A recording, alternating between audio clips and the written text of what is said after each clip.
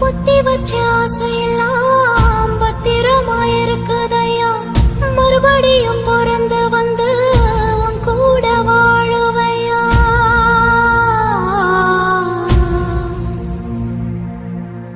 புத்தி வச்ச ஆசையெல்லாம் பத்திரமாயிருக்குதையா, மறுபடியும் பிறந்து